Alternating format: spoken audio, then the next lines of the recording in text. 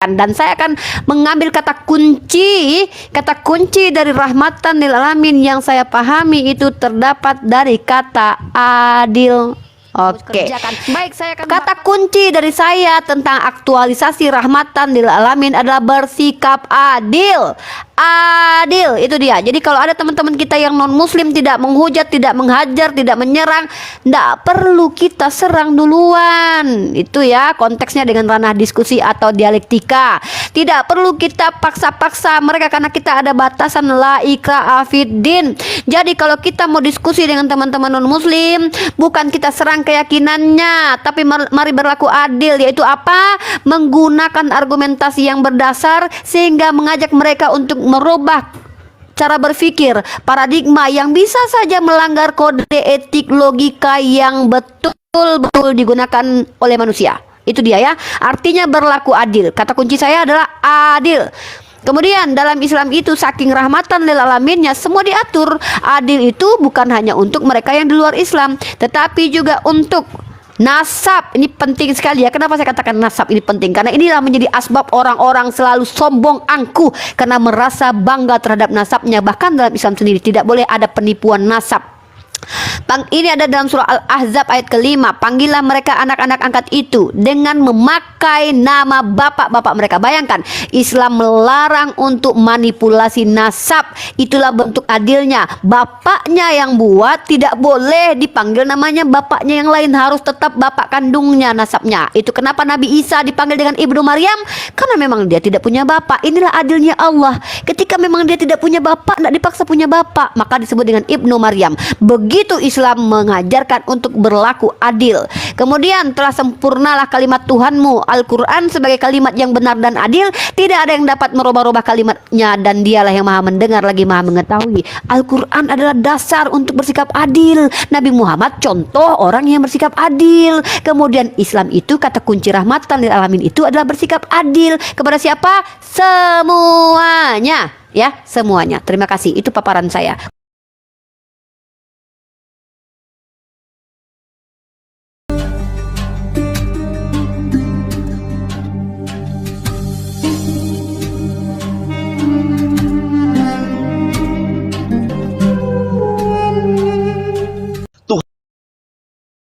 Tuhan semesta alam, ya.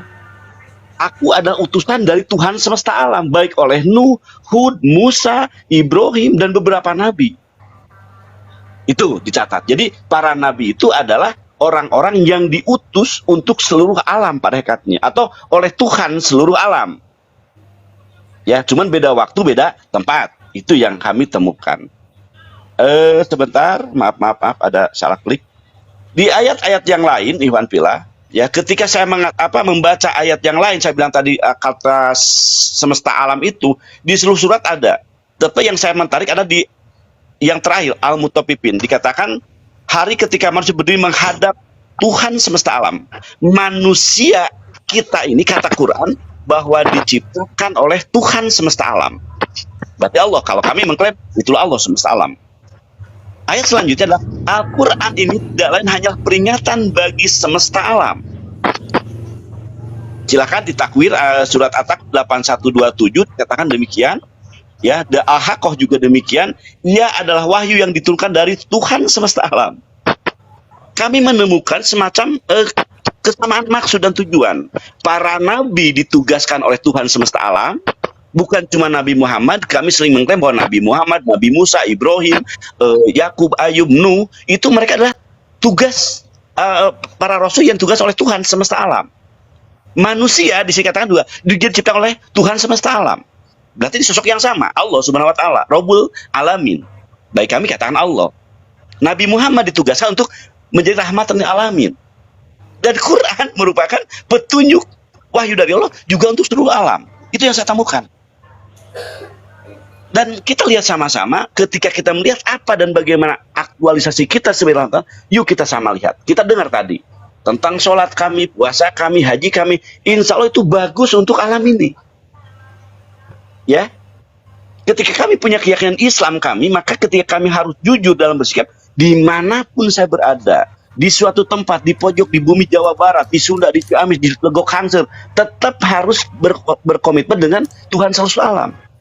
Kami nggak boleh bohong, nggak boleh judi, nggak boleh jina, nggak boleh mabok. Ketika saya dilempar ke Kalimantan, atau saya lempar lebih jauh lagi ke Amerika, ke Jepang, maka konsep itu tetap kami jaga. Kami harus takut dengan Tuhan semesta alam ini. Maka kami pun tidak boleh merusak alam semesta ini.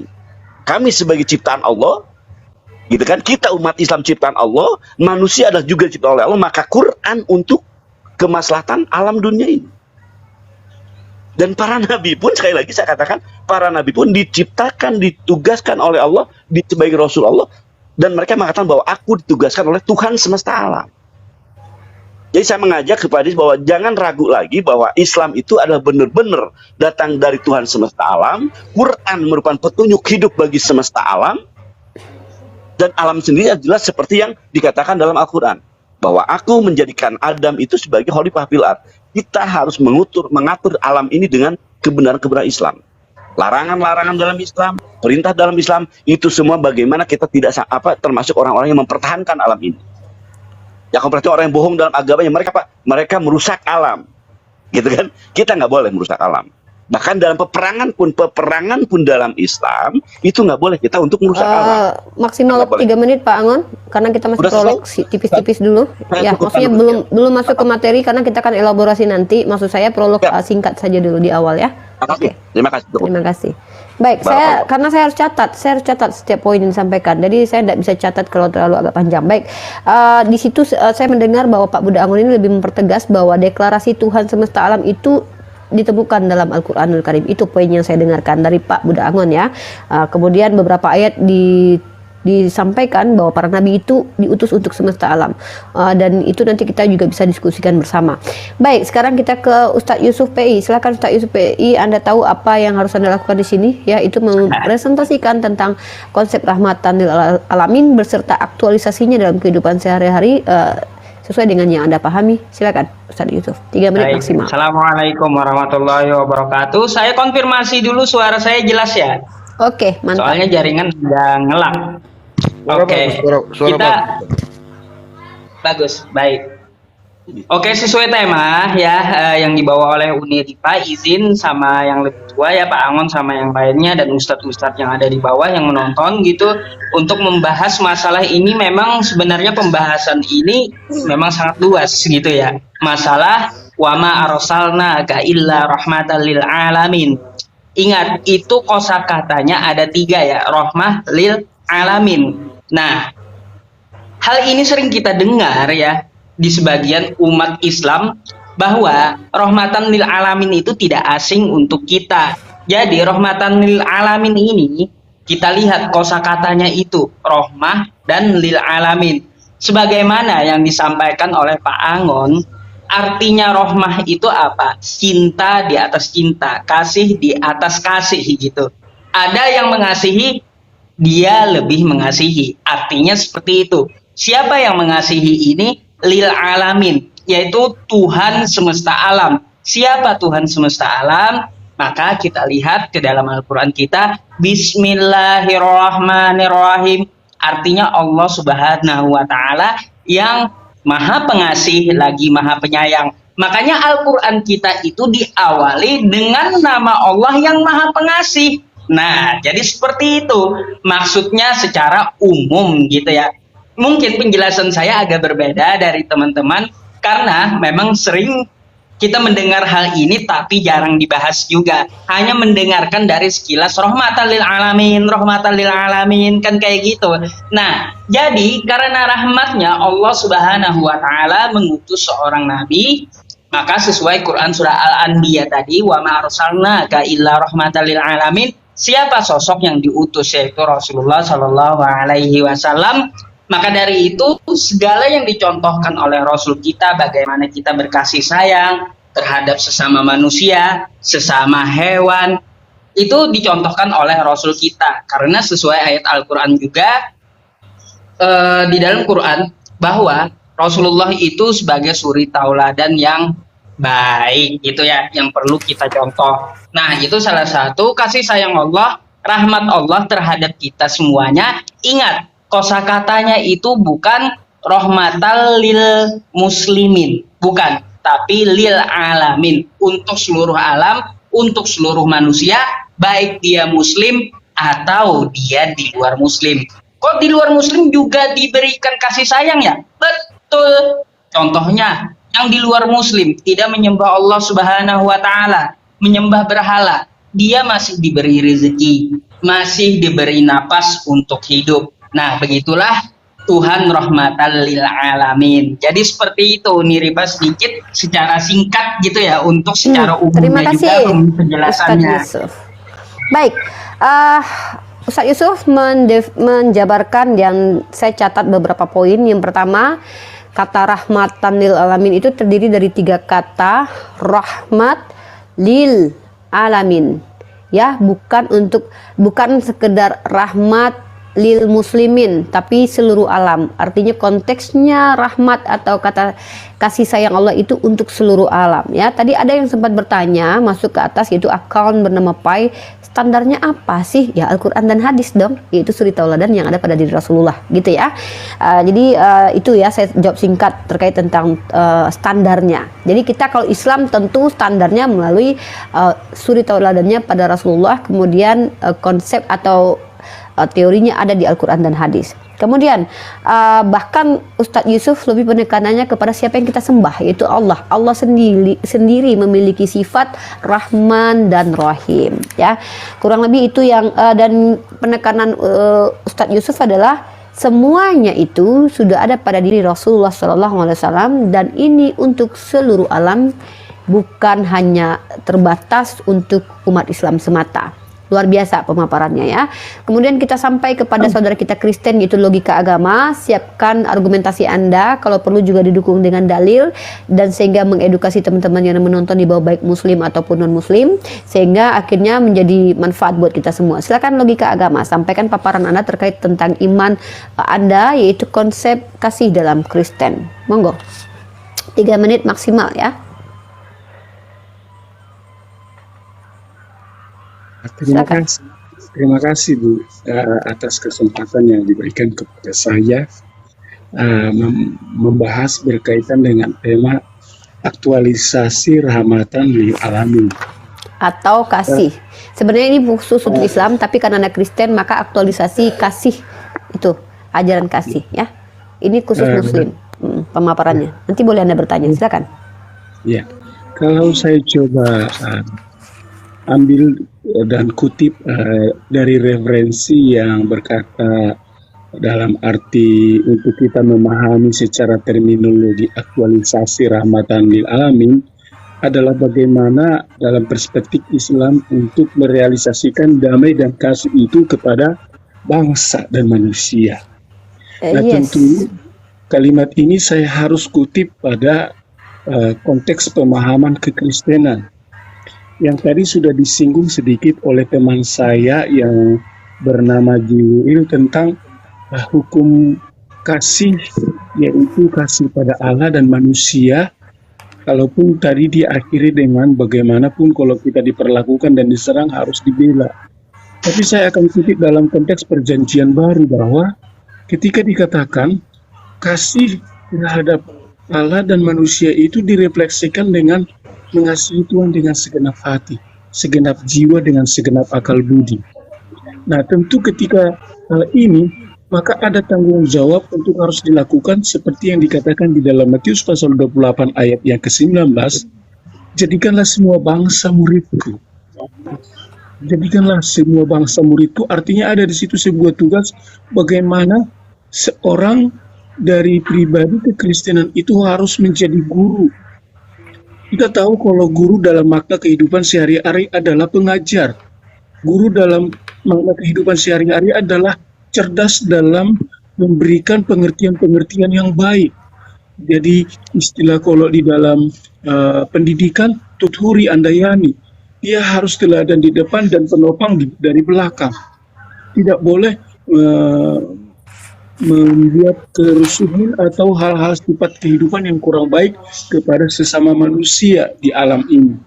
Nah, oleh karena itulah maka kami sebagai Kristen diajarkan oleh Yesus agar kita menjadikan semua bangsa jadi murid, sehingga rahmat itu kepada semua bangsa, kepada seluruh dunia, mengenal bagaimana aktualisasi daripada keteladanan-keteladanan yang diajarkan oleh Yesus kepada semua bangsa.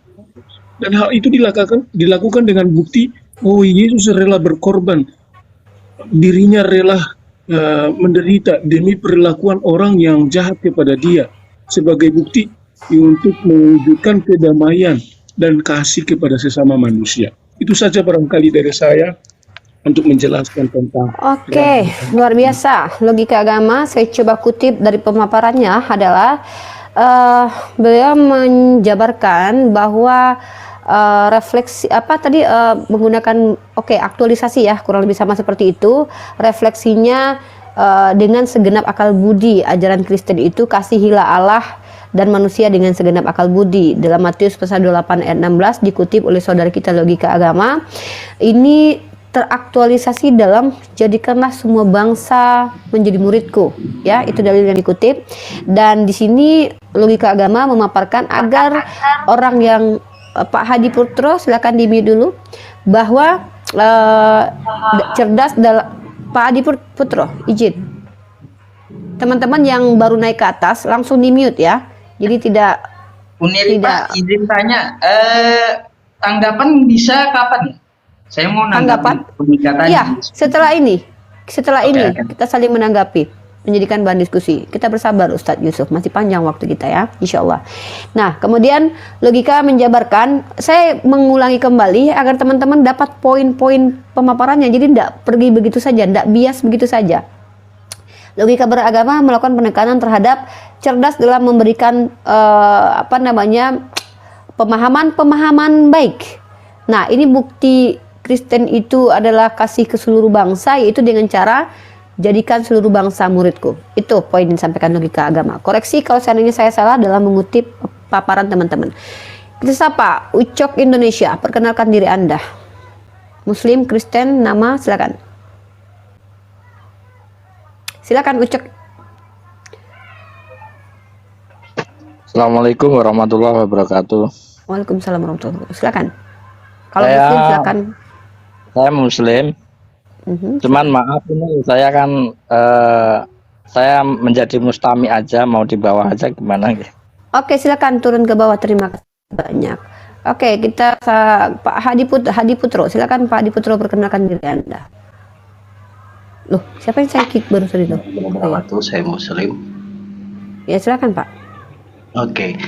Ini kan tentang aktualisasi rahmatan lil alamin. Yang aku tangkap ya, rahmatan lil alamin itu kan ada pada diri Rasulullah. Nah, bagi seorang muslim, Rasulullah adalah contoh untuk kita menjadi mengaktualisasikan yang namanya rahmatan lil alamin. Apa yang dicontohkan Rasulullah kita aplikasikan dalam kehidupan kita sehari-hari.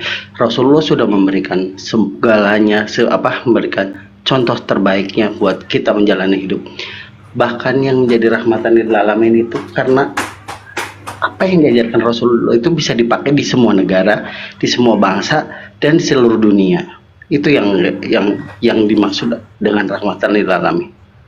Oke. Gitu aja sudah. Terima kasih ya. Terima kasih, cukup singkat, padat, lumayan bisa ditangkap. Rahmatan lil alamin itu ada pada diri Rasulullah, dan Rasulullah sudah contohkan bagaimana cara menjadi rahmatan lil alamin. Kurang lebih seperti itu ya Pak Hadi Putro. Kalau saya salah dalam mengutip poin-poin yang teman-teman sampaikan, silahkan dikoreksi. Sekarang kita jadi narasumber, tolong narasumber kalau hanya untuk turun naik nggak usah naik lah ya, emosi saya ini. Kalau hanya untuk turun naik nggak usah naik, please. Siapkan jaringan Anda, kalau tidak punya beli tower sekaligus, atau berdiri di mungkin di Alfamart itu duduk dulu selama 3 jam dulu untuk ke depan, biar tidak turun naik, biar kita tidak panjang kali lebar pemaparannya ya, berganti-ganti ini narasumber. Tolong dong ya, please. Kesabaran saya setipis tisu di sini. Baik, Bang Kiki silakan. Aduh. Tolong ya, kalau tidak berniat untuk berdiskusi, jangan naik-naik lah. Lanjut. Oh, tolong yang ada musik, Bang Kiki di mute dulu. Bang Kiki, karena ini kita live kan di YouTube, saya tidak mau ada copyright ya. Kalau rasanya tempat Anda itu tidak bisa tenang kita paparkan, tolong turun dulu aja ya. Kalau tidak, tempat yang agak sepi, pergi ke hutan, pecahkan gelas atau pergi ke gunung, lemparkan semua yang ada. Silakan, Bang Kiki. Ya, Bismillah, Assalamualaikum warahmatullahi taala wabarakatuh. Waalaikumsalam warahmatullahi wabarakatuh. Silakan. Mohon maaf, perkenalkan nama saya Zikrullah Al-Bukhari. Saya asli keturunan Minangkabau, merantau ke Bekasi. Mohon maaf, saya cuman ingin belajar aja sama Uni. Kebetulan saya juga orang Padang, Uni. Oke, Bang Kiki, izin coba dengarkan perkataan Uni ya. Buat Muslim, kalian punya tanggung jawab naik ke sini atau Muslim atau Muslimah memaparkan sesuai dengan tema. Kalau tidak, silakan turun dulu. Oh iya. Mohon maaf, Uni sebelumnya karena kan saya juga baru datang nih. Ya. Boleh dijelaskan lagi tentang aktualisasi? Nah, Aktualisasi dengarkan itu di bawah karena kita dengarkan di bawah saja dulu. Memang itu yang mau kita coba lakukan ya, di sini, nanti menjelaskan. Iya. Silakan bagi turun saya dulu itu untuk mendengarkan. aktualisasi rahmatan lil alamin itu sangat berbeda. Oke. Berarti ini mau memaparkan ya? Iya. Oke, silakan. Aduh, ya ampun. Lanjut. Rahmatan lil alamin itu adalah mohon maaf kalau salah, dibenarkan. Karena saya juga masih belajar, Uni. Yang dimaksud dengan rahmatan lil alamin adalah kasih sayang yang tiada tara untuk umat seluruh alam semesta, yang dimana Tuhan berikan kepada para penciptanya. Para Itu penciptanya? Maaf, para ciptaannya. Para ciptaannya. Kalau para penciptanya itu Tuhan diciptakan itu bahaya. Argumennya diganti ya. Para ciptaannya Iya, ya. maaf. Oke. Iya, maaf. Ya. Bang Kiki Ya, mau terima standby kasih. di sini atau mau nyimak di bawah? Karena di sini akan saya tuntut untuk mengeluarkan pemikiran-pemikiran Anda. Saya di sini penuntut, jaksa penuntut saya di sini. Jadi yang di atas ke sini adalah orang-orang yang sudah punya bahasan tema atau data-data yang akan dibagikan ke teman-teman kita. Tapi kalau hanya ingin belajar dan mendengarkan, mohon di bawah saja dulu. Bang Kiki mau standby untuk saya tuntut nanti memaparkan atau di bawah? Silakan pilih. Oke, insya Allah saya di bawah aja mendengarkan. Oke, mohon maaf Bang Kiki, nanti kapan-kapan naik ke sini biar kita sama-sama belajar di sini. Oke, thank you sudah bergabung di Room Uniriva. Semoga sehat selalu saudaraku Kiki dari Sumatera Barat. Oke, saya tidak ini ya. Saya berharap ini teman-teman Kristen ada yang mewakili, ada 2 orang saja di sini. Jadi kita tidak mau mendominasi, kita biar biar kita saling ini ya, adil di sini. Oke, Mewar, silakan sampaikan. Muslim non Muslim, Mewar. Baik, Umi, Assalamualaikum warahmatullahi wabarakatuh. Saya Muslim. Ya, langsung saja tanpa berbasa-basi. Panjang sekali nih waktu kita. Oh baik, terima kasih Umi. Mengenai tema kita rahmatan lil alamin ini, jadi menurut saya, pendapat saya, rahmatan lil alamin ini itu kita sudah Sini di tas Ibu. kita bisa merujuk kepada Nabi kita Muhammad Shallallahu Alaihi Wasallam, karena beliau salah satu Nabi sebagai suri tauladan kita. Oke, lanjut. Jadi kalau untuk rahmatan lil alamin ini sudah ada di surat Al-Anbiya dalam Quran itu. Jadi Allah akan mengasihi ke semua penciptanya. Jadi Allah Tuhan kami, Dia tidak maha memilih-memilih. Jadi semua untuk alam semesta, makhluknya, buminya dan segala macam di situ. Jadi kita bisa berujuk kepada Nabi kita Muhammad SAW. Jadi beliau salah satu suri tauladan sebagai penuntun kami umat Islam semuka bumi ini. Ada beberapa contoh yang beliau kasih di situ sebagai contoh-contoh rahmatan lil alamin. Jadi ada beberapa contoh yang kita teladani di situ yang memiliki kasih yang sangat besar. dari beliau Nabi Muhammad SAW sebagai salah satunya adalah beberapa kejadian atau beberapa perang di zaman beliau. Jadi pada saat kejadian di zaman beliau, kalau beliau pernah dilempari kotoran hewan, terus dilempari batu, tapi beliau memiliki kasih yang sangat besar di situ.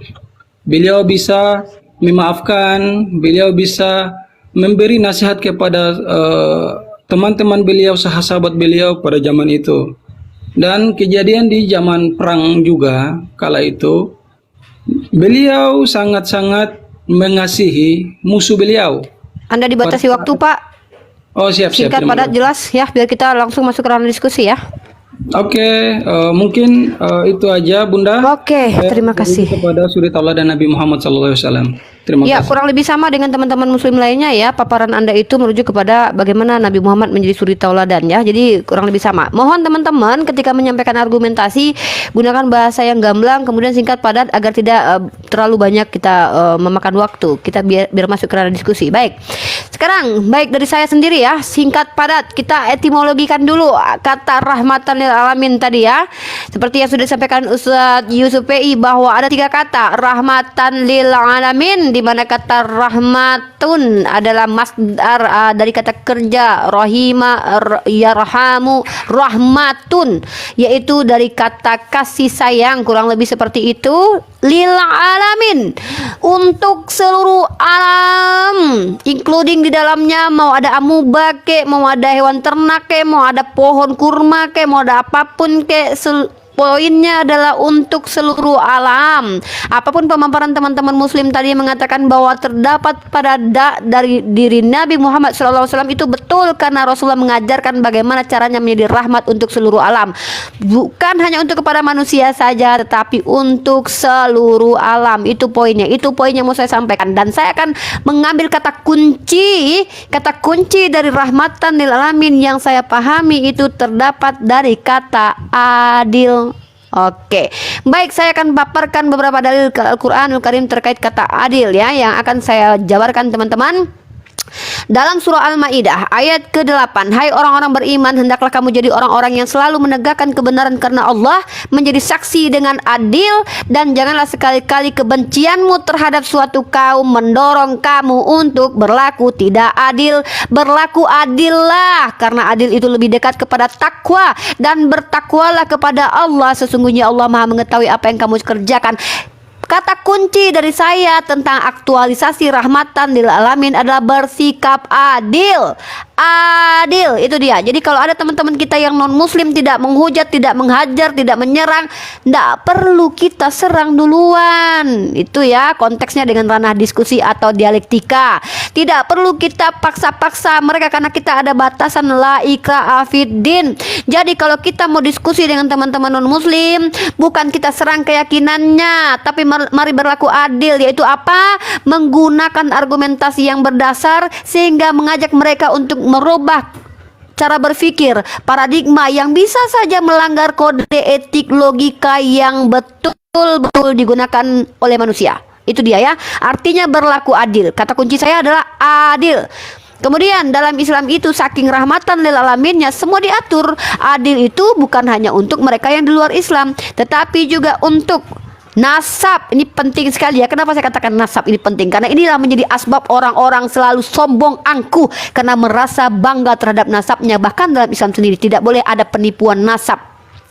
Ini ada dalam surah Al-Ahzab ayat ke-5. Panggillah mereka anak-anak angkat itu dengan memakai nama bapak-bapak mereka. Bayangkan, Islam melarang untuk manipulasi nasab. Itulah bentuk adilnya. Bapaknya yang buat tidak boleh dipanggil namanya bapaknya yang lain, harus tetap bapak kandungnya nasabnya. Itu kenapa Nabi Isa dipanggil dengan Ibnu Maryam, karena memang dia tidak punya bapak. Inilah adilnya Allah. Ketika memang dia tidak punya bapak, tidak dipaksa punya bapak, maka disebut dengan Ibnu Maryam. Begitu Islam mengajarkan untuk berlaku adil. Kemudian telah sempurnalah kalimat Tuhanmu, Al-Quran, sebagai kalimat yang benar dan adil.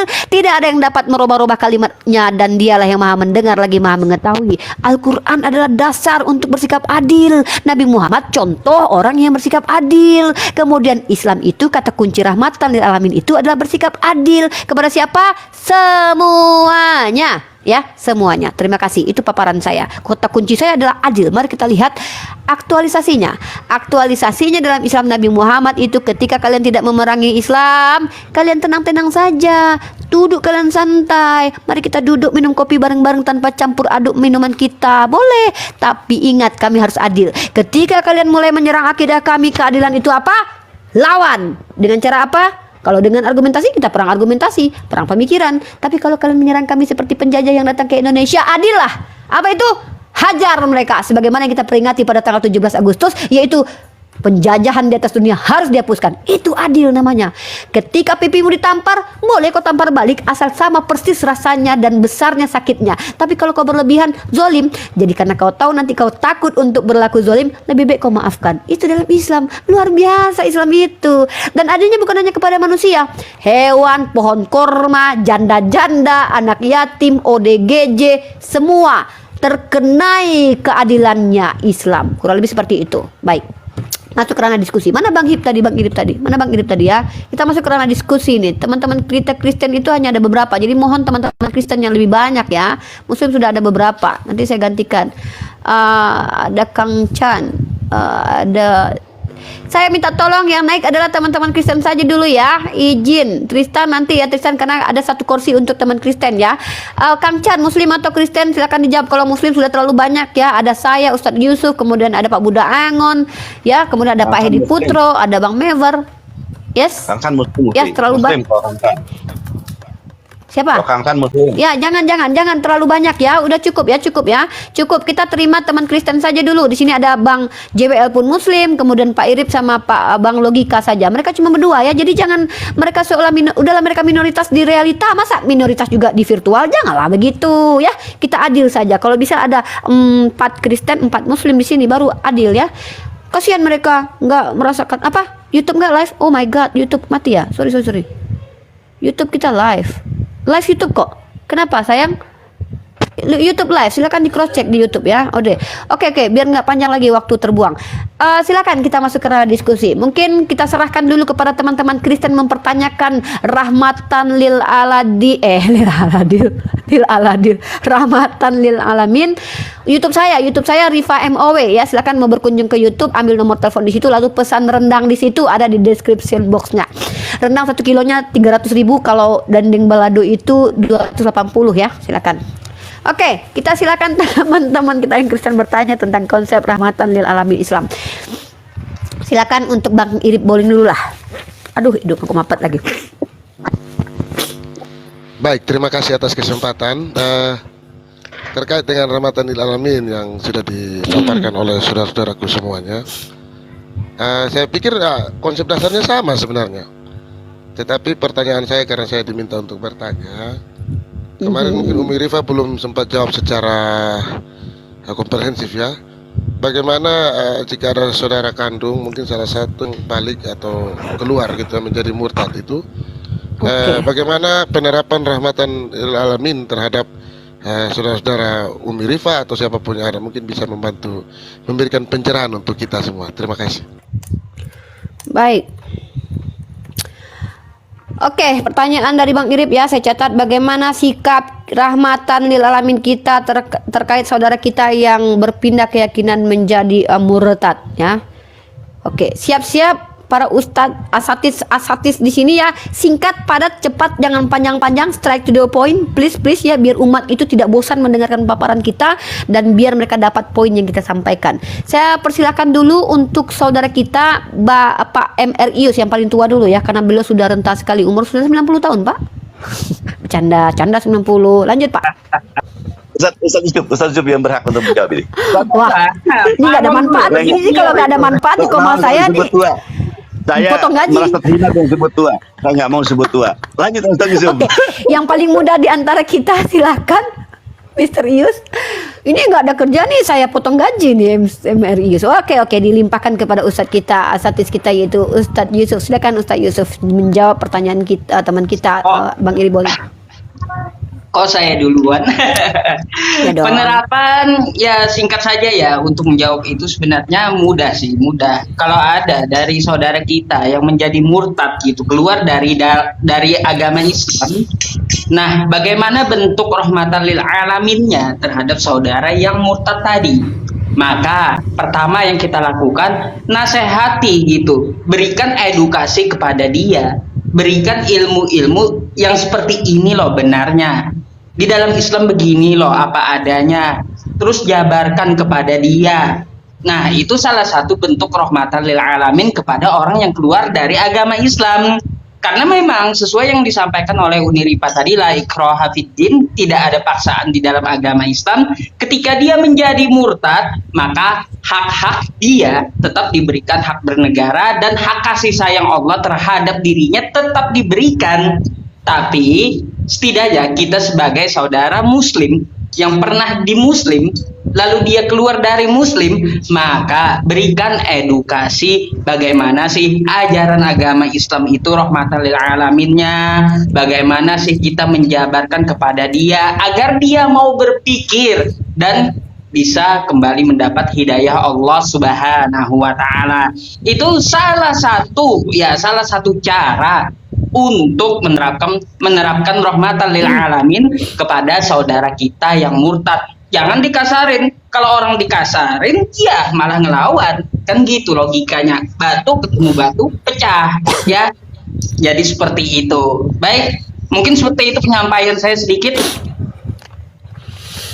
Oke. Siapa lagi mau jawab? Bang Hadi Putro Mewar.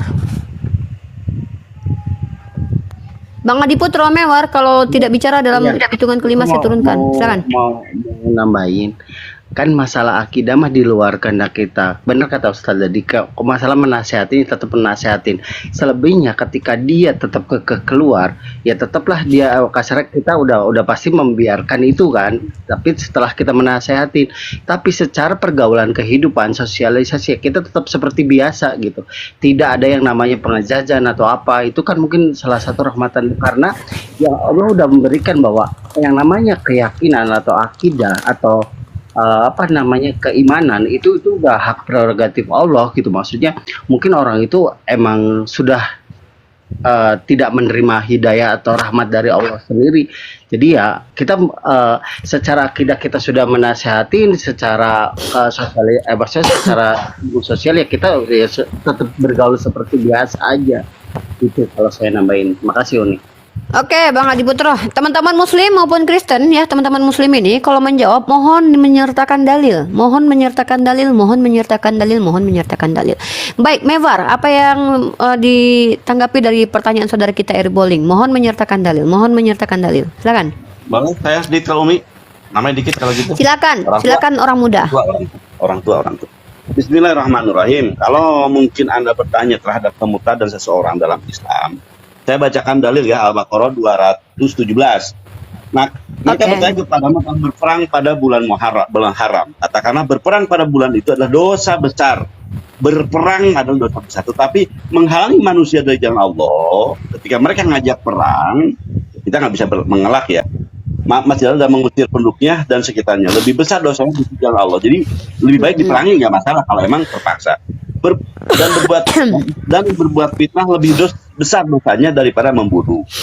Jadi fitnah itu, membuat kekacauan itu, membuat tidak nyaman suatu komunitas, kalangan segala macam itu lebih besar. Maka diperangi untuk menghalau ada fitnah atau kekacauan itu. Mereka tidak henti-hentinya memerangi kamu sampai mereka dapat mengembalikan kamu dari agamamu karena kepada kekafiran, mengajak menjadi kemurtadan kan. Seandainya mereka sanggup, barang siapa yang murtad di antara kamu dari agamanya, ya, barang siapa yang murtad di antara kamu dari agamanya, lalu dia mati dalam kekafiran, maka mereka itu orang yang sia-sia amalan, ya, di dunia dan di akhirat, dan mereka itu orang penghuni neraka jahanam. Jadi kalau kata orang murtad di dalam Quran dikatakan mereka akan sia-sia. Apapun kebaikan Anda, karena murtad merasa dengan murtadahnya Anda bisa begini, bebas segala macam, ternyata di hadapan Allah kalian sia-sia amalannya. Di ayat yang lain adalah tentang murtad itu Al-Maidah ayat 54. Hai orang beriman, barang siapa yang kamu murtad dari agamanya, maka kelak Allah akan mendatangkan suatu kaum yang Allah mencintai mereka dan mereka pun mencintainya dan bersiap lemah lembut terhadap orang-orang yang beriman. Jadi Allah akan ganti. Kalau Anda memang Oke. sudah dengan bagaimana ketika ada orang murtad mungkin kemudian harus dibunuh, itu lain cerita. Nanti Utiripa teman-teman akan menjelaskan. Ini yang saya katakan bahwa ketika orang murtad itu adalah Oke. lebih cenderung mereka tersiksa dan akan masuk neraka jahanam. Itu dulu ancaman dari Oke, Allah baik, SWT. saya akan langsung strike to the point menjawabnya dengan dalil dan aktualisasi. Baiklah, saya akan menjawab dengan menggunakan dalil kitab suci Al-Quran saya terkait pertanyaan saudara saya dari Kristen yaitu Bang Irip Boling. Bagaimanakah rahmatan lil alamin ketika ada orang yang keluar atau murtad dari Islam? Apakah mereka harus dimasukkan ke dalam tungku besi lalu direbus atau dimasukkan ke dalam lautan? Mari kita bahas. Apa jawaban Al-Quran? Saya akan membacakan surah Ali Imran ayat ke-176 dengan bahasa terjemahannya saja biar Bang Irip Boling paham. Janganlah kamu disedihkan oleh orang-orang yang segera menjadi kafir. Sesungguhnya mereka tidak sekali-kali memberi mudarat kepada Allah sedikit pun. Allah berkehendak tidak akan memberi sesuatu. Sorry. Allah tidak memberi mudarat. Tunggu. Allah berkehendak tidak akan memberi sesuatu bahagian atau pahala kepada mereka di hari akhirat dan bagi mereka azab yang besar. Jangankan memusuhi kalian yang murtad, bersedih hati saja kami tidak boleh. Oke? Sedih hati aja kami tidak boleh.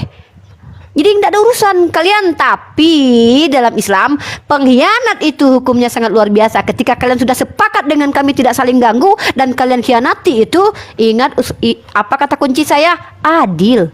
Kami boleh perangi kalau kalian memerangi kami. Itulah Islam. Apa konteksnya? Adil. Rahmatan lil alamin itu kata-kata kunci yang saya usung pada kali ini adalah adil. Kalau kalian tidak ganggu, tenang-tenang duduk kalian di pinggir-pinggir. Tenang-tenang lakukan kegiatan kalian. Jangan ganggu kami. Tapi kalau kalian ganggu, maka orang yang lari dari medan perang itu juga tidak baik dalam Islam. Ya, itu dalam Islam, perspektif Islam. Begitu saudaraku Irip Boling.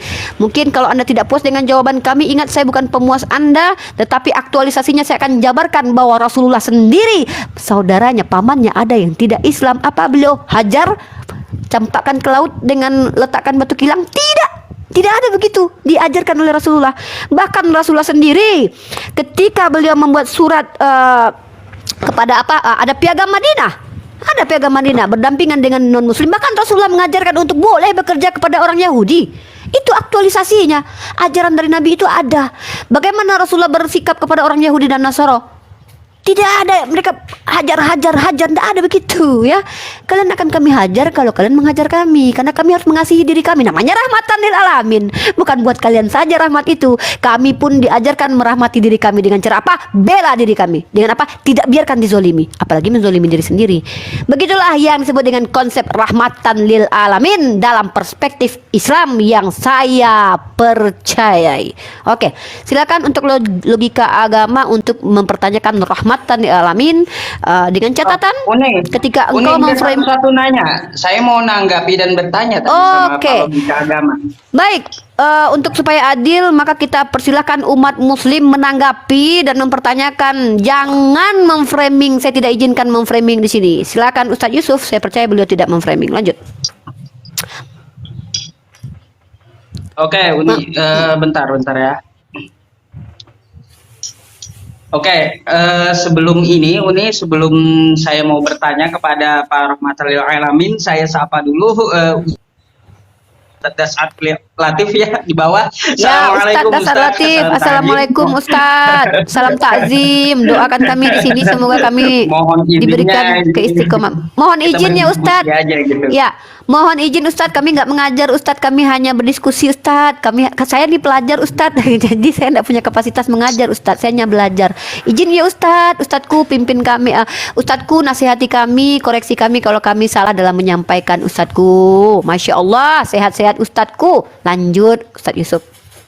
Baik, gini, saya mau bertanya kepada Pak Logika tadi dari penjabaran dia yang dia jelaskan. Katanya di kitab dia itu dikatakan bahwa kasih itu adalah yang utama itu adalah kasihilah Allahmu. Ini mohon maaf ya Pak ya, nggak masuk logika saya. Ini bagus nih, namanya logika beragama. Gimana kita mau mengasihi Allah sedangkan Allah tidak mengasihi kita? Kan kayak gitu. Makanya kan di dalam Al-Quran kita itu Bismillahirrahmanirrahim. Dengan nama Allah yang Maha Pengasih. Allah dulu yang mengasihi kita kepada makhluknya sehingga kita bisa bernapas, kita bisa hidup, kita bisa bergerak, lalu kita mengerjakan perintahnya. Nah, itulah bentuk kasih kita makhluk terhadap Tuhan kita. Jadi logika terbalik gini Pak ya, logika terbalik. Yesus menyuruh untuk mengasihi Allah, sedangkan Allah tidak mengasihi dia. Lalu gimana caranya kalau manusianya, makhluknya tidak dikasihi dulu, gimana cara dia mengasihi Tuhannya? Tolong jelaskan itu. Oke, strike to the point. Bagaimanakah aktualisasi kasih kepada Allah? Begitu kurang lebih, Ustaz Yusuf?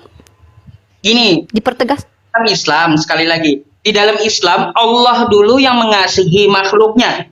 Bismillahirrahmanirrahim. Dengan memberi napas, beri penghidupan. Nah, di Bible kata Yesus, kasihilah Allahmu. Manusianya disuruh ngasihi Allah. Oke, jadi pertanyaannya adalah aktualisasi dari kasih kepada Allah atau bagaimana ayat itu dipahami, kurang lebih begitu.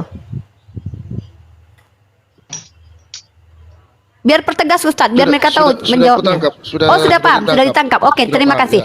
Baik teman-teman, pertanyaan pertama dari pihak Muslim dari Ustadz Yusuf mempertanyakan bagaimana dalil logika agama dulu, bagaimana dalil tentang kasihilah Allahmu, sementara dalam Islam itu Allah yang mengasihi dulu, sementara dalam Kristen diajarkan justru mengasihi Allah dengan segenap akal budimu. Teman-teman Kristen di sini boleh menjawab bergantian, silahkan Bang Irip Boling dan juga logika agama, tolong diperkuat dengan dalil. Hujah kalian itu akan dipertanggungjawabkan dengan dalil dan kami akan menerima ketika memang ada ternyata dalilnya untuk ilmu kita bersama, untuk mengedukasi teman-teman kita yang menyimak. Saya persilahkan kepada Bang Irip Boling dulu untuk menjawab dari pihak Kristen. Terima kasih.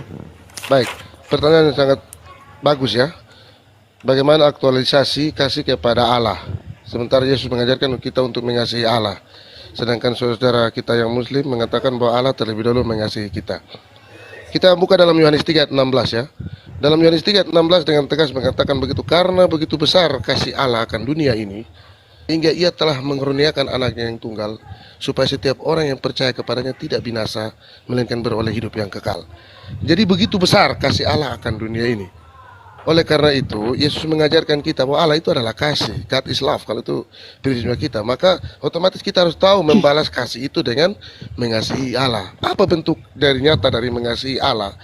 Kita mengasihi Allah, maka secara otomatis kita harus mengasihi apa yang telah Allah karyakan dalam dunia ini, termasuk ciptaannya. Semua yang ada di bumi ini adalah merupakan ciptaan Allah. Oleh karena itu, bagaimana mungkin kita mengatakan mengasihi Allah sementara kita merusak ciptaannya, sementara kita membenci ciptaannya?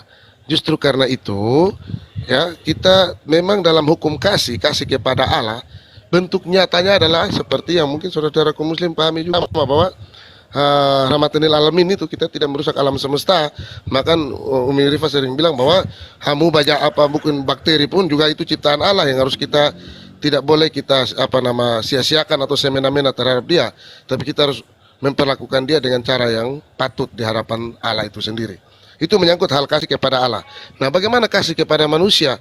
Tentunya ketika kita mengatakan mengasihi sama manusia, kita juga harus ingat bahwa manusia merupakan ciptaan Allah yang paling mulia. Di Alkitab dinyatakan dengan tegas bahwa manusia diciptakan menurut gambar dan rupa Allah atau imago Dei. Sehingga kita ketika kita mengasihi sesama, otomatis sebenarnya kita itu sedang mengasihi Allah itu sendiri. Makanya di Alkitab mengatakan ketika kita mengasihi sesama, bahkan ada yang seperti dibuatkan, ada yang meninggalkan, ada yang Bang Mewar mute dulu, Bang Mewar. Kita harus mengasihi dia seperti kita menasihati dia. Ketika nanti ada yang murtad meninggalkan Allah, kewajiban kita mengingatkan dia. Tapi kalau memang dia sudah mengeraskan hatinya, kita cukup berdoa biar dia urusan dia sama Tuhan. Kita jangan menjadi hakim, apalagi kita memvonis seseorang, tidak boleh, karena kita tidak diberikan kewenangan. Kita ingat ada kisah nyata seorang perempuan yang ketangkapan berzina dan harus dirajam dengan batu. Ketika semua mau merajam, Yesus mengangkat batu dan menyerahkan, barang siapa di antara kamu yang merasa tidak pernah berdosa, silakan, dialah yang paling duluan untuk melempar perempuan ini, merajam perempuan ini dengan batu. Apa yang terjadi? Semua mundur karena mereka semua sadar bahwa ternyata kita ini sama-sama makhluk yang berdosa. dan kita tidak punya otoritas untuk menghakimi sesama kita. Ya, itu dulu terkait dengan hal kasih bagaimana mengampuni. Tapi setelah itu apakah Yesus membiarkan saja perempuan itu? Yesus bilang apa? Pergilah dan jangan berbuat dosa lagi. Artinya masih ada pengampunan. Dia masih memberikan kesempatan untuk bertobat. Karena apa? Di Kristen kita percaya sepanjang nafas hidup masih ada dalam diri kita, di situ masih ada pengampunan daripada Tuhan. Ya, itu mungkin dulu sedikit dari kami, Uni Rifa dan saudaraku yang lain.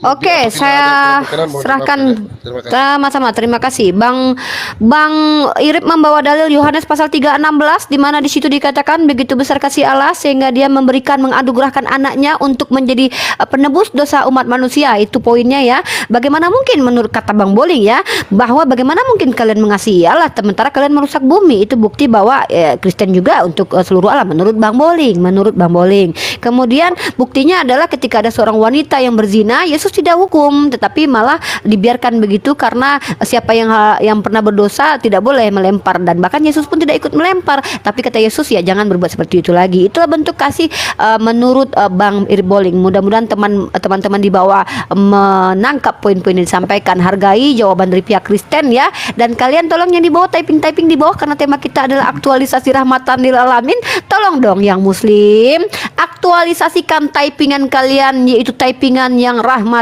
lil alamin dong. Tolong mohon ya.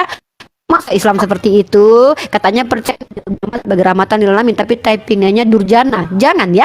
Begitu juga dengan teman-teman Kristen yang mengaku ajaran kasih. Kalau kalian percaya bahwa iman kalian adalah ajaran kasih, itu betul harus diaktualisasikan. Tolong aktualisasikan juga di bani typing dong ya. Jangan tunjukkan bahwa kalian itu beda dengan apa yang kalian slogankan gitu ya. Jangan jadikan konsep dua ajaran ini sebagai omong doang, tidak ada aktualisasinya ya. Mari kita aktualisasikan pada sore atau malam kali ini.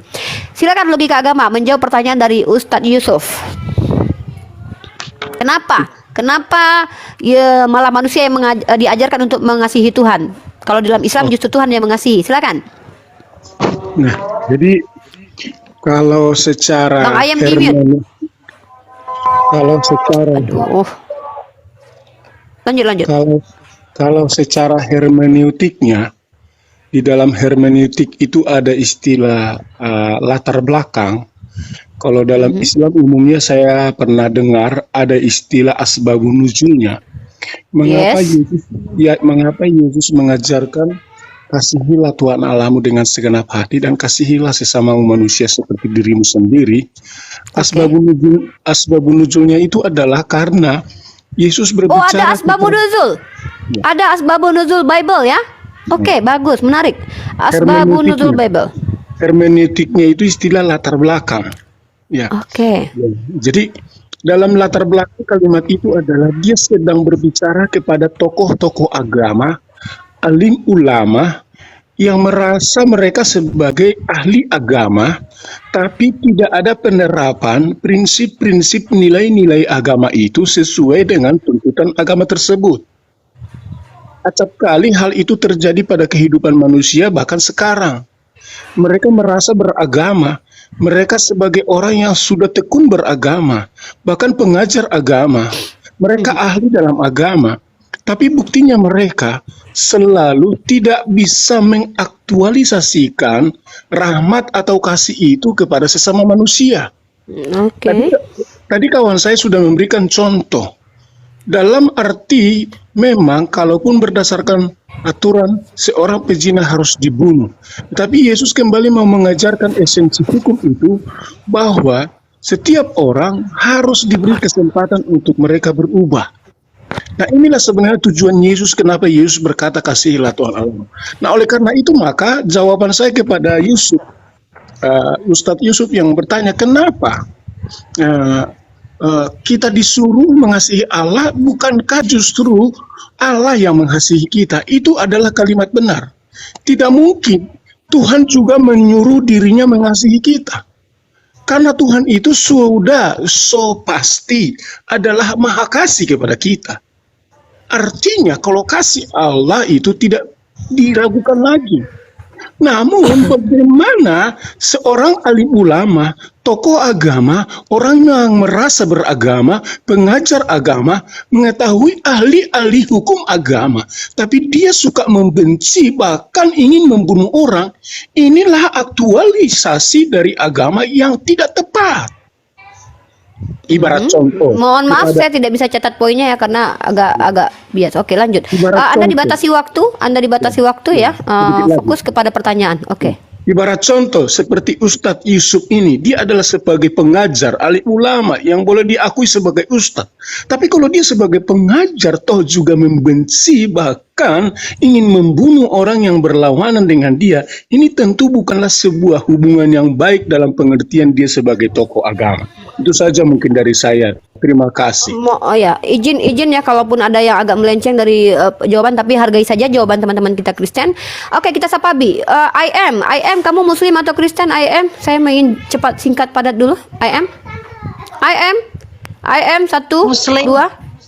Oke, I am Muslim ingin memaparkan atau tapi tidak usah memaparkan lagi, nanti standby aja dulu. Nanti mungkin motivasinya ingin ke atas mau ikut diskusi menjawab tanggung jawab Muslim di sini, dan Muslimah adalah menjawab pertanyaan dari teman-teman Kristen menggunakan data, dalil ya, bukan dengan asumsi. Bersiap sedia di sini saudariku, saudaraku, saudari.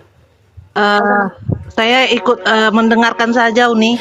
Izin mendengarkan di bawah saja sayang, mohon maaf ya, mohon maaf. Di sini kita berbagi informasi, jadi mohon kalau ke atas kita ada data yang mau kita bawa untuk edukasi teman-teman yang nonton. Kalau ingin menyimak di bawah saja, izin ya, izin. Oke, terima kasih I am. Ya, jadi kita prioritaskan teman-teman kita Kristen untuk naik ke atas, untuk mereka bertanya terkait tentang rahmatan lil alamin dalam Islam, biar kita yang mensiarkan Islam, dan begitu juga mereka kalau ingin memaparkan agama mereka, maka kita akan mendapatkan edukasi dari mereka. Oh, ternyata begitu cara berkeyakinan mereka. Baik. Oke, sekarang pihak Kristen untuk mempertanyakan kembali rahmatan lil alamin versi Islam. Silakan. Siapa lagi tadi bertanya Bang Edip? Silakan logika agama. Bertanya. Logika agama, silakan mempertanyakan rahmatan lil alamin dalam Islam. Sebenarnya saya tertarik juga untuk menjelaskan sejauh mana pengertian rahmatan alamin ini dari aktualisasi Islam jika berseberangan dengan keyakinan, dan bahkan mungkin juga ketika mereka meninggalkan iman mereka sebagai Islam. Apakah tetap dipergunakan rahmatin alamin ini kepada mereka-mereka yang meninggalkan Islam? Sekian dan terima kasih. Oke, pertanyaan yang selaras dengan pertanyaan Bang Irip dan sudah sangat tepat, singkat, padat kita jawab tadi, bahwa saya membawakan dalil. Jangan kalian bersedih hati ketika ada yang kafir, kembali kafir. Jangankan mengganggu kalian bersedih hati pun kami tidak perlu ya, seperti itu, karena Allah yang akan membalaskan. Dan bagaimana aktualisasinya, Rasulullah sendiri mengajarkan seperti ada piagam Madinah.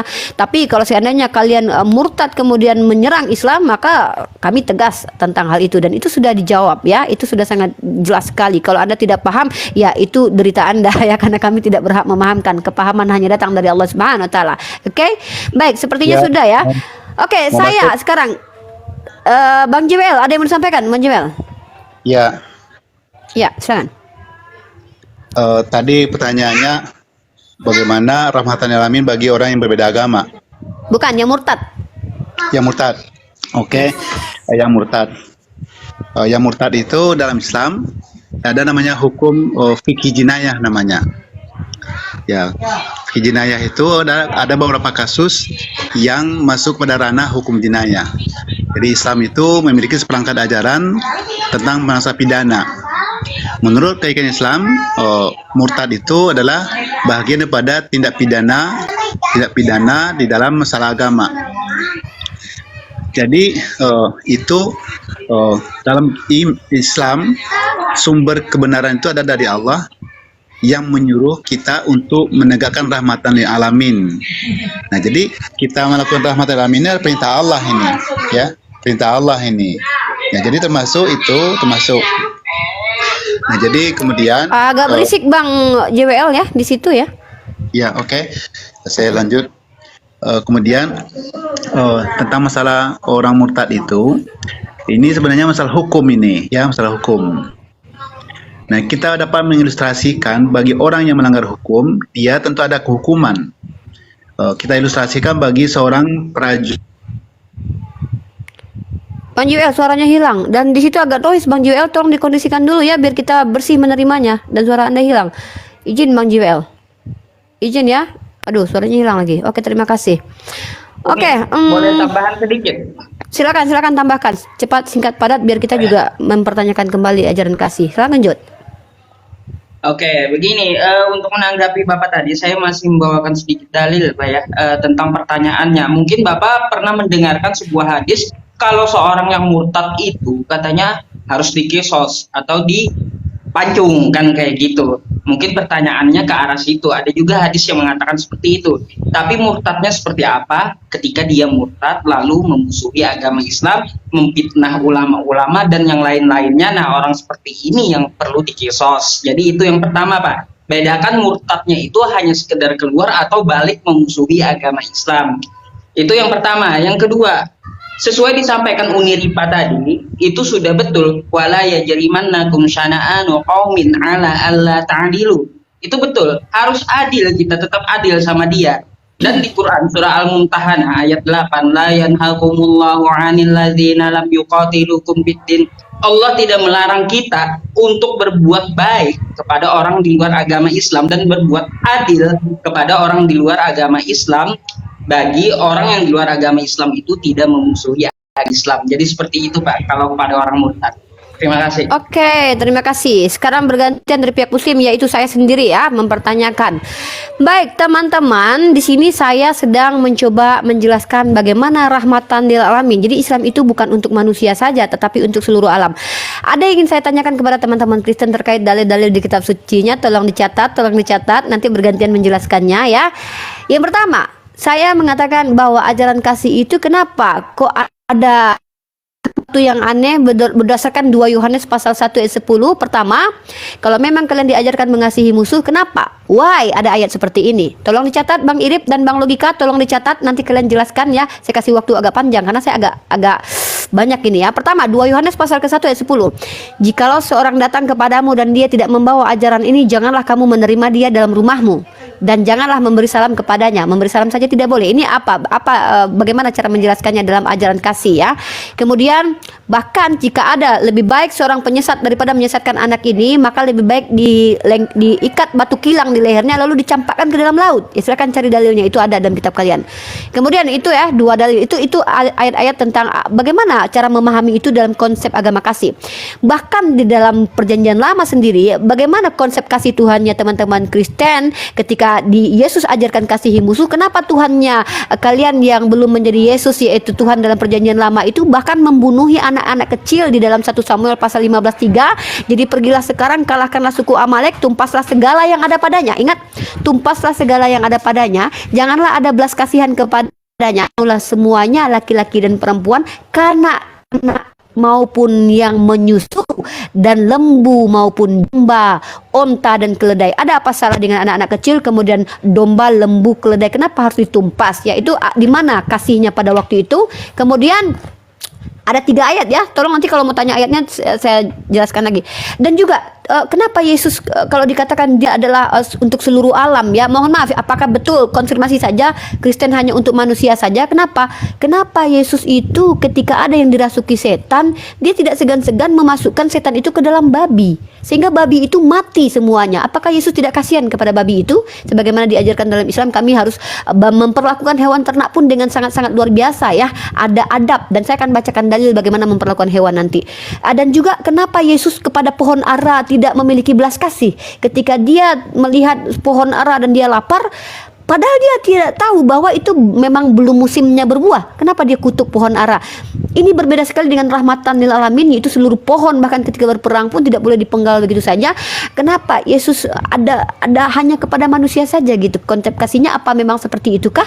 Bahkan Yesus tidak mau menyelamatkan malaikat yang memberontak, bahkan mencampakkannya ke dalam gua-gua gelap dan neraka. Ini coba jelaskan teman-temanku yang ku kasihi dalam nama Allah Subhanahu wa taala tentang konsep kasih. Apakah terkhusus manusia saja, sementara hewan dan juga pohon dan anak-anak dalam perjanjian lama tidak masuk dalam lingkup itu? Silahkan teman-teman Kristen untuk menjawab. Kalau mau konfirmasi ayat, saya bacakan kembali. Siapa yang mau menjawab kira-kira? Terima kasih. Logika mau menjawab dulu. Oh, Logika. Terima kasih Logika. Silahkan dijawab. dalam konteks 2 Yohanes pasal 1 ayat yang ke-10 itu adalah penegasan bagaimana ajaran itu sangat penting. Saya yakin setiap agama pasti meyakinkan bagaimana ajaran mereka tentang prinsip-prinsip yang harus dipatuhi dan harus diikuti. Itulah sebenarnya penekanan daripada 2 Yohanes 1 ayat 10. Khususnya ketika disebut jika kamu sudah percaya kepada Yesus lalu keluar dan tidak menerima Bapa, maka kamu tidak ada pada Yesus itu sendiri.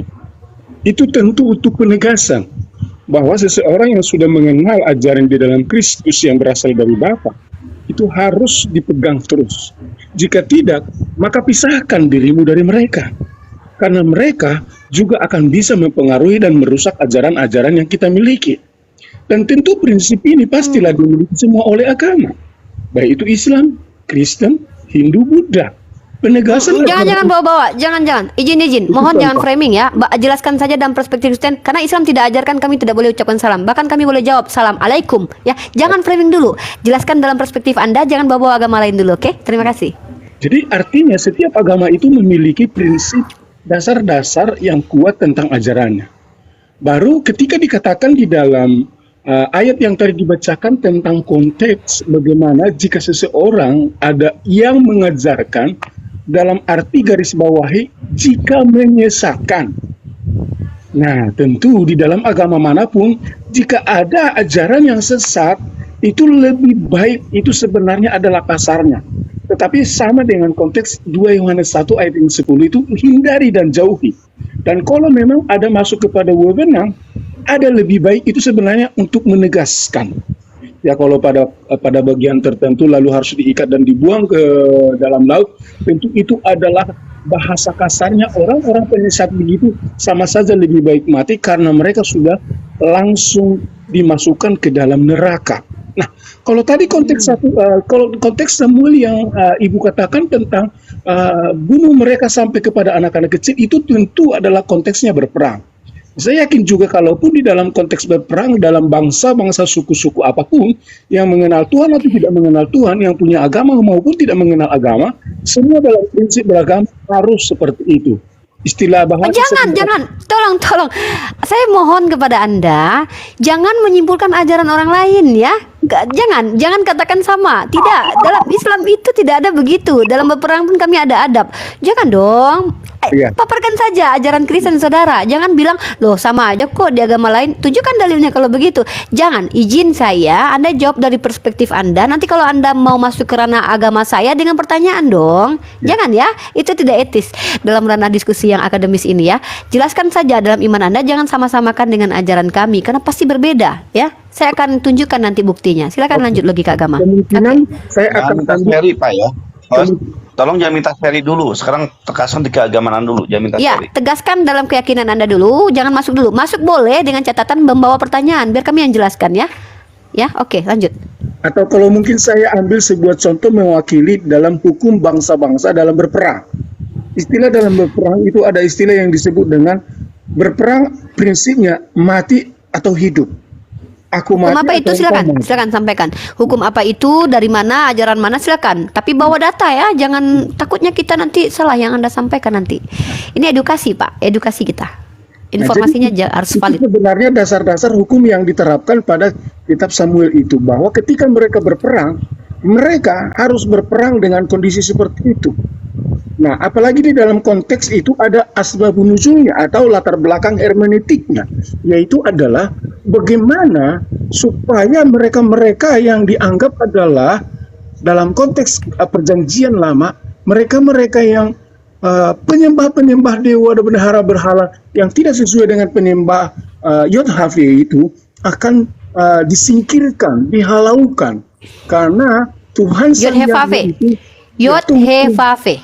Yod-Heh-Vave. Jadi Tuhan Sang Maha Besar itu untuk diagungkan, disembah dan layaknya ditinggikan, ketimbang dengan Allah-Allah bangsa lain yang bukanlah Allah yang sebenarnya atau dewa-dewa bangsa lain yang bukanlah Yahweh yang sebenarnya. Itu maksud dan tujuan asbabun nuzul daripada ayat itu, sehingga tidak ada satupun dari mereka nanti yang akan mengajarkan dan mempengaruhi kepada penyembahan-penyembahan Baal yang dipercayai oleh orang-orang Kanaan sebagai penyembah berhala waktu itu. Itu mungkin maksud dan tujuan sehingga dicatat itu di dalam kitab Samuel. Sekian, terima kasih. Oke, terima kasih. Untuk melengkapi jawaban dari Bang Logika Agama, silakan Bang Irip Boling menambahkan jawaban tentang pertanyaan-pertanyaan saya. Terima kasih. Terima kasih. Uni Rifa sekali bertanya borong semua ini, kita jawab pelan-pelan. Ya, saya kasih contoh aja itu. Silakan lanjut. Oke. Maksudnya pertanyaannya banyak banget gitu, jadi satu-satu ya saya jawab pelan-pelan. Boleh. Di 2 Yohanes 1 ayat 10 bahwa di situ justru Allah tidak mau kita yang sudah diselamatkan menjadi sesat, karena sudah dibuatkan akan datang penyesat itu, maka supaya domba kepunyaannya itu tidak menjadi sesat, maka Allah menyatakan kita harus bisa memilih mana kambing mana domba, jangan sampai kita disesat. Sederhana sebenarnya, justru itu. Tapi kita tidak disuruh untuk membunuh mereka atau apa, atau kita mewaspadai, kita membentengi diri agar kita jangan ikut tersesat seperti yang mereka lakukan. Itu yang pertama ya. Jadi simpel aja jawabannya terkait dengan 2 Yohanes 1 ayat 10. Terkait dengan pertanyaan Uni Rifa masalah di Perjanjian Lama, mengapa membunuh anak-anak? Ingat, di situ ada suatu proses daripada suatu yang sudah Tuhan perintahkan bahwa manusia harus keluar dari tempat perbudakan untuk menuju ya. Nah, ketika ada yang menghalangi apa yang menjadi Allah di situ, itulah langkah yang bisa diambil karena itu kondisinya dalam keadaan yang berperang. Itu tidak dijelaskan. Dan ingat, ketika Yesus datang dia tidak lagi mengajarkan hal-hal seperti yang tadi Uni Rifa sampaikan itu dalam kitab Perjanjian Lama. Nah, terus bagaimana dengan Uni Rifa mengatakan babi-babi sampai 2000 ekor ya, kurang lebih yang harus mati lemas, tenggelam gara-gara mau menyelamatkan satu orang yang kerasukan setan atau dalam tanda kutip gangguan jiwa lah, seperti itu kurang lebih kalau di zaman sekarang. Nah, di sini sebenarnya Allah menunjukkan atau Yesus menunjukkan betapa berharganya kita manusia di mata Tuhan. 2000 ekor babi pun jika ditukar dengan satu orang manusia tidak ada artinya. Itu di mata Tuhan. Mengapa demikian? Karena apa? Di mata Tuhan kita ini sangat berharga. Bukan cuma kita, Uni Rifa pun di mata Tuhan sangat berharga. Karena apa? Uni Rifa adalah makhluk yang paling mulia yang diciptakan Allah, seorang penolong, seorang pendamping. Sehingga di mata Tuhan bukan berarti Allah tidak Allah tidak mengasihi binatang, tidak. Tapi untuk menyelamatkan seorang manusia, kalau hanya untuk 2000 ekor babi, Allah sangat siap untuk melakukan itu. Bahkan kita orang Kristen percaya, jangankan seekor babi, anak Allah yang tidak berdosa saja siap korbankan dirinya untuk menyelamatkan setiap orang yang percaya kepada dirinya. Dengan cara apa? Dia harus mati dan menumpahkan darahnya menjadi kurban yang sungguh sangat sempurna. Kenapa? Yesus adalah anak domba Allah yang tidak cacat celah. Artinya dia tidak pernah berbuat dosa. Seperti mungkin di teman saudara-saudaraku yang muslim melakukan hari kurban, pasti hewan yang dipilih hewan-hewan terbaik untuk dikurban. Bahkan kita sering dapat daging kurban ya, ketika hari kurban kita dapat bagi dari tetangga-tetangga kita mendapat daging. Pasti dagingnya enak. Kenapa? Karena memang dipilih yang terbaik untuk kita. Sehingga itulah sebenarnya perumpamaan yang Yesus mau tunjukkan kepada kita. Itulah kita mencari kebenaran firman Tuhan untuk kita dapat. Terlebih daripada itu, bagaimana Yesus mengutuk pohon ara. Di situ lagi sebenarnya Tuhan mau menunjukkan kita hidup harus berguna. Pohon ara tidak berguna, tidak berbuat. Tuhan bilang lebih baik kalau tidak berguna itu bakar dan campakkan saja dia. Kenapa demikian? Maksud yang dimaksud bahwa kita hidup ini harus menjadi berguna untuk sesama. Harus kita bisa memberikan manfaat untuk menolong sesama. Tidak peduli dia itu siapa. Ingat loh, kita di orang Kristen, Yesus datang tidak membawa agama Kristen. Tidak. Dia tidak mendatang kami harus memeluk agama Kristen. Kalau saya bayangkan Yesus membawa agama Kristen, maka otomatis di luar Kristen pasti saya tidak akan suka, karena itu bukan agama yang Yesus bawa. Tapi Yesus membawa ajaran, tapi karena kita di Indonesia harus memeluk agama, maka kita mengatakan diri kita adalah Kristen. Maka kita harus mengatakan diri kita Kristen yang mana kita mengikuti ajaran Yesus dengan tetap mengasihi sesama. Sehingga agama di luar Kristen pun kita harus menghargai, menghormati dan mengasihi mereka. Itu ajaran Yesus. Kenapa demikian? Karena mereka adalah manusia, ciptaan Allah yang paling mulia. Mungkin dari saya cukup sekian, ada yang kurang dan lebih mohon dimaafkan. Terima kasih. Ya, terima kasih banyak buat penjelasannya. Ada lagi teman Kristen? Oh, hanya 2 saja teman Kristen.